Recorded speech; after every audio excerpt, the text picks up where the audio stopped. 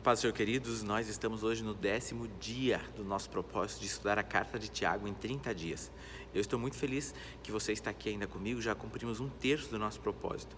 E nós estamos estudando hoje, capítulo 2 de Tiago, a partir do versículo 20 até o 26, nós vamos falar sobre a fé salvadora. Você já viu por aí, provavelmente, pessoas, e se você sair fazendo uma entrevista na rua, 99% das pessoas com que você conversar, e se você fizer a pergunta, você crê em Deus? Elas vão dizer, eu creio. No entanto, essa fé salva essas pessoas? Essa fé produz salvação? Se a Bíblia diz que nós somos salvos pela graça, mediante a fé, existe salvação para esse 99% do mundo que, se entrevistado, vai dizer que crê em Deus? Porque essa é a realidade. Nós vamos falar hoje sobre fé salvadora, a fé verdadeira, a fé que de fato salva. Vamos pensar sobre isso? Eu quero ler com você Tiago, capítulo 1, versículo 20 a seguir. Olha só. Queres, pois, ficar certo, ó homem insensato, de que a fé sem as obras é inoperante? Tiago está dizendo, você quer ter certeza de que a fé sem obras é um problema bem sério? Ela é inoperante, ela não faz nada? Não foi por obras, e Tiago vai explicar por quê a fé sem obras é inoperante. Não foi por obras que Abraão, o nosso pai, foi justificado quando ofereceu sobre o altar o próprio filho Isaque? Vês como a fé operava juntamente com as obras? Com efeito, foi pelas obras que a fé se consumou. E se cumpriu a escritura a qual diz, ora, Abraão creu em Deus e isso lhe foi imputado para a justiça. E foi chamado amigo de Deus. Verificais que uma pessoa é justificada por obras e não por fé somente. De igual modo, não foi também justificada por obras a meretriz Raabe, quando acolheu os emissários e os fez partir por outro caminho? Porque, assim como o corpo sem espírito é morto, assim a fé também sem obras é morta. Eu quero ler para você ainda na versão da Bíblia a mensagem, esses versículos 25 e 26, quando fala sobre Raabe, olha só. Outro exemplo é Raabe, a prostituta de Jericó. O que contou no caso dela? Não foi esconder os espiões de Deus ajudando-os a escapar? Não foi acreditar aliado a fazer?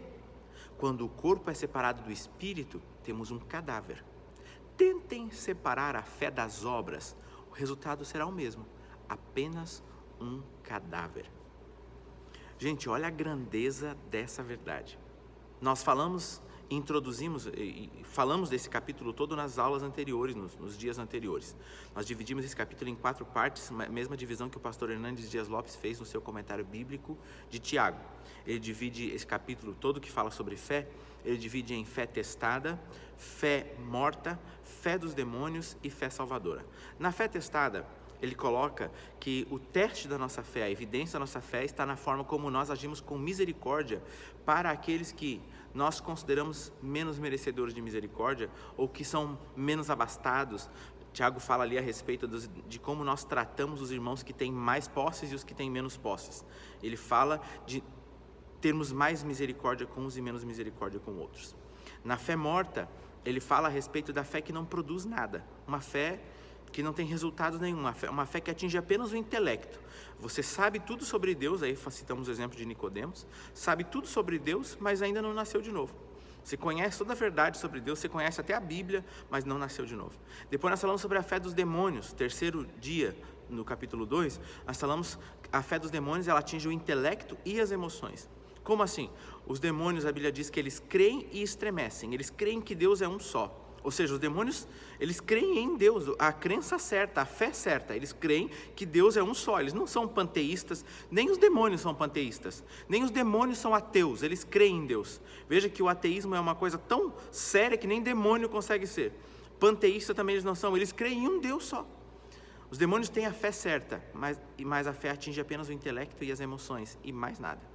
Os demônios creem e estremecem, assim como muitas pessoas creem e estremecem na igreja, eles tremem, eles pulam, eles gritam, eles choram, eles sentem, eles têm visões, eles têm sentimentos de todos os tipos, eles veem anjo, veem demônio, eles só não veem a sua família que precisa da sua atenção, eles veem muitas coisas, mas não veem o que de fato precisa ver. E a fé também não atingiu, não transformou nada do seu caráter, é uma fé que atingiu intelecto e emoção. Mas hoje nós vamos falar sobre a fé salvadora, a fé que salva de fato. O que é a fé salvadora? É uma fé, primeiro, que é uma fé integral. Ela abrange todos os aspectos e todas as áreas da sua vida. É uma fé baseada na palavra de Deus, não é uma fé na fé. Há pessoas que creem apenas na fé. Como assim? Você já viu pessoas que dizem assim, eu preciso ter fé que vai dar certo. Eu quero um emprego, eu preciso ter fé que vai dar certo. Ele nunca orou, nunca falou com Deus, ele nem fala em Jesus, mas ele diz assim, eu tenho que ter fé. Essa é a fé na fé, sabe? Uma coisa assim, eu tenho que ter fé. Eu preciso ter esse ingrediente na minha vida chamado fé. Eu tenho que ter fé que vai dar certo, eu tenho fé que vai passar no concurso, eu tenho que ter fé que esse vírus vai embora e que o Brasil vai voltar a melhorar. É fé na fé. Sabe, é como se a fé fosse um amuleto, eu preciso ter esse amuleto. Ele nunca fala que ele precisa de Deus, ele fala que ele precisa de fé. Você já viu pessoas assim? Com certeza já viu, isso é muito comum. As pessoas precisam da fé como um amuleto. Essa é não é a fé que salva. A fé salvadora, eu tenho fé, mas não é fé na fé, eu tenho fé na palavra de Deus, no que Deus disse. Se Deus disse, está dito, está falado. Foi isso que aconteceu com Abraão, é isso que ele fala aqui, ó. Veja, Abraão, nosso pai na fé, ele fez o que Deus tinha pedido para ele. Deus disse assim, Abraão, vai lá e oferece teu filho Isaque em sacrifício. Ele foi lá e ofereceu. Como assim? Porque Abraão cria que Deus disse para ele que da geração dele, da herança dele, da descendência dele, faria uma grande nação. Abraão então cria, Deus vai levantar ele das cinzas. Se eu queimar ele em sacrifício, das cinzas Deus pode fazer Isaque se levantar. Se ele fez eu sair da minha terra, me cuidou, me trouxe até aqui, se ele fez eu que não podia ter filho, que já era um homem, já tinha passado da minha fase fértil, a minha mulher que já era uma senhora idosa, que não tinha mais condições de ter filho, se ele fez com que nós tivéssemos um filho, ele pode levantar ele das cinzas, eu creio nisso, então eu vou lá e vou oferecer.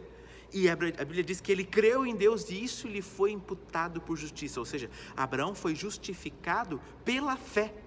Abraão foi salvo pela fé. Abraão não foi salvo pelas obras, não foi salvo pelo cumprimento da lei. Abraão foi salvo pela fé. Nós precisamos entender essa verdade. A verdadeira fé, ela é baseada na palavra de Deus. A fé, ela é baseada na palavra. Você ouve a palavra e age mediante crer naquela verdade, crer naquela palavra. A mesma coisa foi a respeito de Raabe. Raabe ouviu. Tem um povo que está chegando aí, eles são numerosos, eles estão vindo destruindo tudo, não tem alguma coisa que fique no caminho deles que escape. O Deus deles está dando vitória para eles, o Deus deles é o Deus poderoso, o Criador dos céus e da terra, e eles vão vencer. E aí ela ouve aquilo e ela acredita naquilo e diz, eu vou dar um jeito de salvar esse pessoal aí, que veio aqui espiar, e vou lutar pela salvação da minha família. Raabe faz alguma coisa, ela não só ouve e crê, ela ouve, crê e faz. É por isso que ela foi justificada. A Bíblia diz aqui, outro exemplo é Raabe, a prostituta de Jericó. O que contou no caso dela, não foi esconder os espiões de Deus, ou seja, é uma atitude aqui, ela escondeu, ela fez alguma coisa, ajudou eles a escapar. Não foi, a Bíblia, a mensagem diz, não foi acreditar aliado a fazer. As pessoas que só acreditam, eu tenho fé que vai dar certo, mas não fazem nada, essas pessoas não têm a fé salvadora. Preciso acreditar na verdade, na palavra de Deus, que é a verdade, que é toda a verdade. A verdadeira fé, ela produz isso. Ela produz atitudes, obras que mudam, que evidenciam que eu tenho fé na palavra de Deus, que eu tenho fé na verdade de Deus. É uma fé na verdade, é uma fé na palavra. A fé salvadora, ela conduz a atitudes, como nós falamos aqui então. Eu gosto de um texto de Paulo, que diz aqui assim, 2 Coríntios 13, 5, examinai-vos a vós mesmos se permaneceis na fé,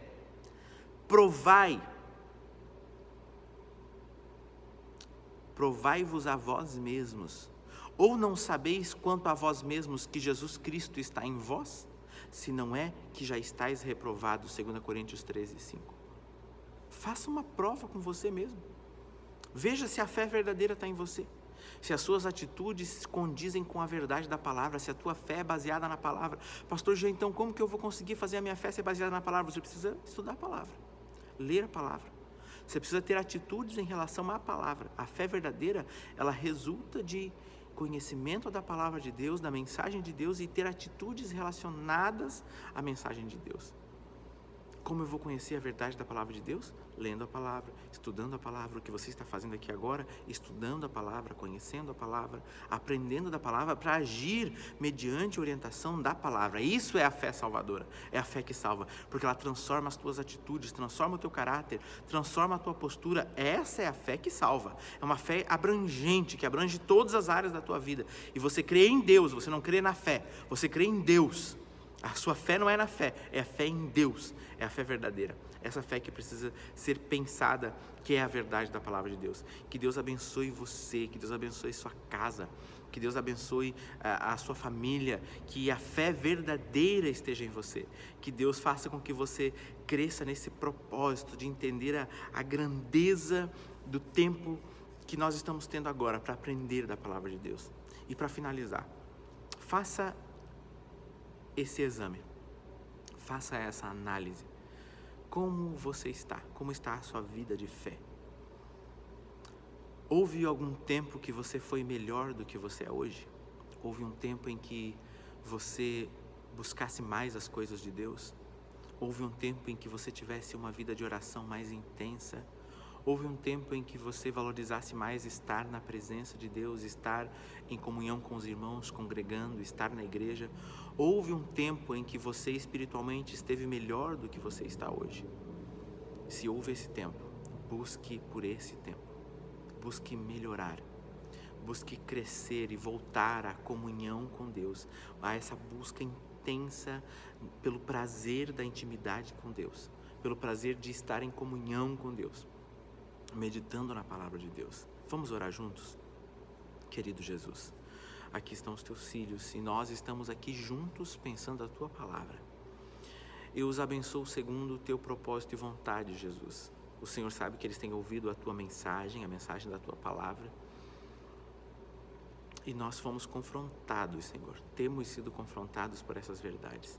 Que nossos corações possam buscar o caminho da verdade, o caminho da Tua Palavra, que a nossa fé não seja somente uma fé na fé, uma fé morta, nem fé de demônios, nem uma fé que não passa pelo crivo da verdadeira fé, mas que seja a fé salvadora. Jesus, que sejamos orientados na nossa vida de fé, a que cresçamos em graça e sabedoria diante do Senhor. Essa é a minha oração.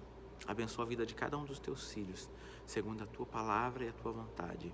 Amém, Jesus. E amém. Que Deus abençoe você. Que Deus abençoe tua casa, tua família. E até amanhã. Amanhã nós estaremos aqui novamente. Amém? Um abraço.